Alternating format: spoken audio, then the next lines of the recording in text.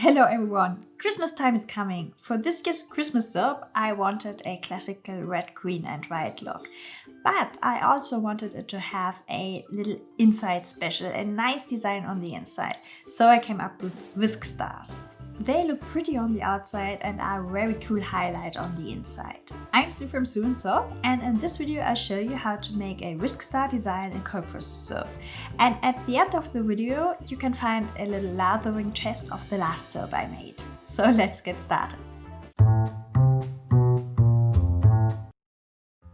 First I measure the sodium hydroxide and the citric acid.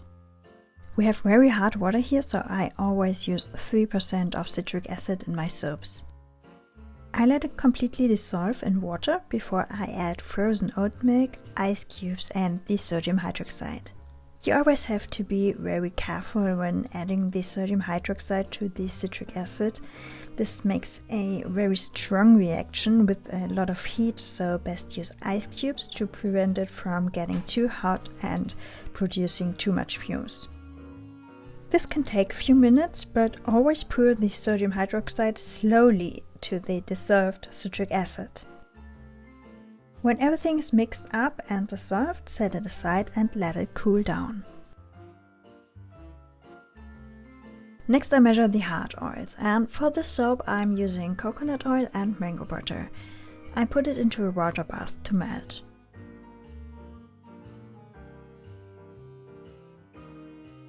For the liquid oils I use olive oil, castor oil and hemp oil.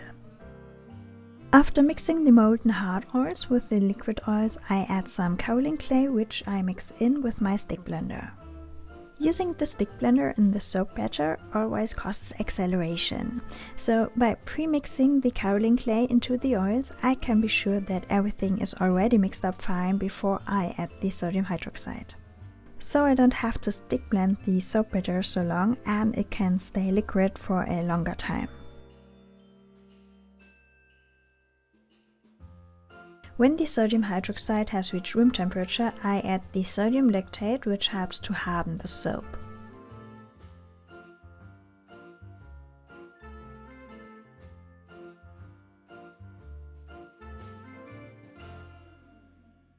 Next I pre-mixed the colorants in olive oil. For this soap I'm using white, green and red mica.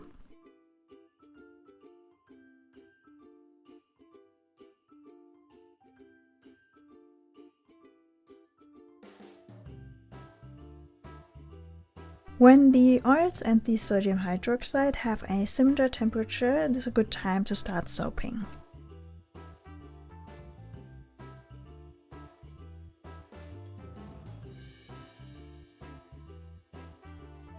The fragrance oil I use is grapefruit Bellini from Brambleberry, which I like very much. It has a very fresh and light smell.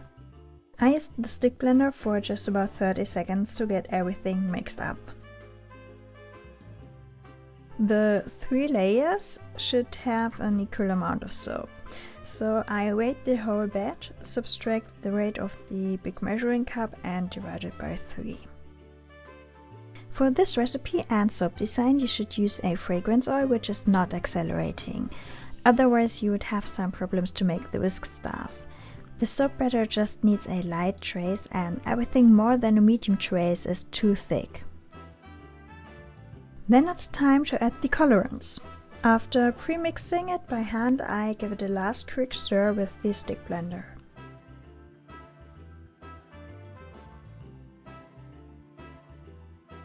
I really love to use oat milk in soap. It makes the soap very creamy and nourishing. I only use unfiltered oat milk, which I make by myself. When you leave it unfiltered, you still have little oat pieces in it, and they are great for creating a very soft exfoliating effect in the soap. The first soap layer is the green one. And between the soap layers I put a thin gold mica line. I use a makeup brush to do this.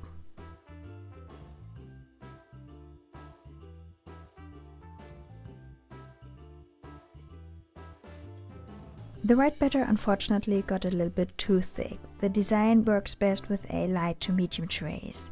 But the green and the red butter are okay, so the thick white butter was luckily not a huge problem.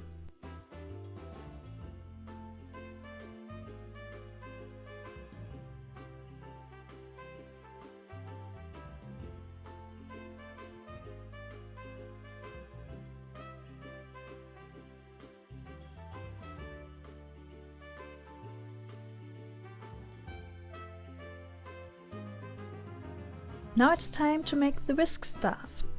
For this I use a small whisk. I hold it straight and put it 3 times up and down through all layers, from the bottom up to the top. And that's it, pretty easy.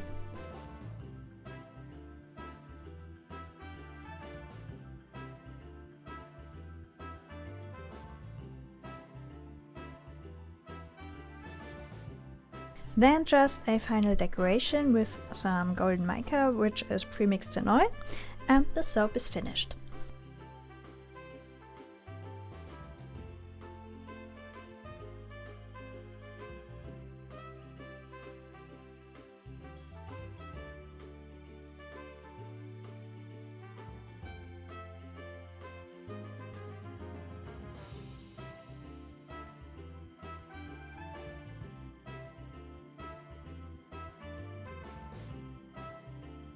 To prevent soda ash, I use some rubbing alcohol. This recipe contains hemp oil, which makes the soap very soft. I just used 5% of it, but it still needs a few days until I can unmold it safely. I let it sit for a whole week until I unmold it. After this week, the soap is still a little bit soft, but it's okay for cutting. Hemp oil is very nourishing and I really like it, but it is better to use only small amounts of it or to combine it with oils which make a very hard soap.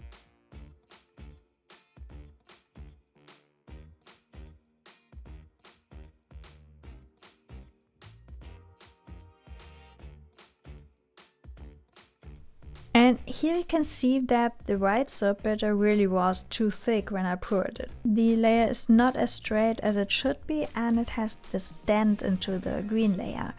But despite of that, it looks very nice.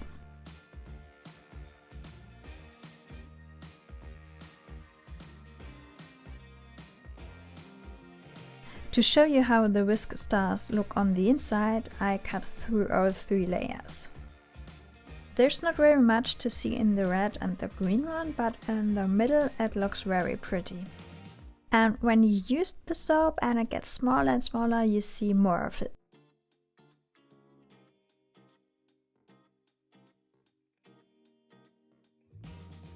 I let the soap cure for about 4 weeks minimum before using it.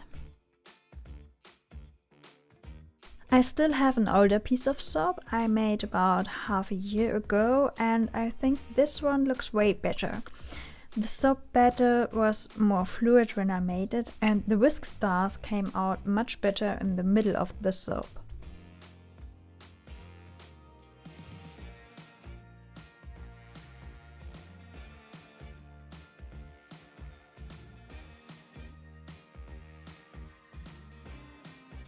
This is the coffee soap I made in my last soap making video.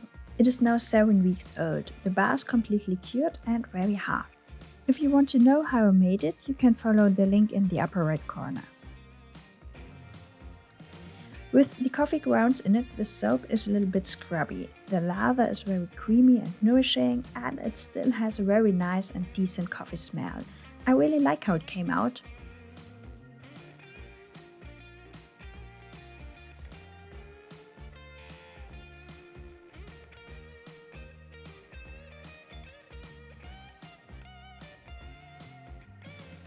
So, whisk stars are very easy to make and look very pretty.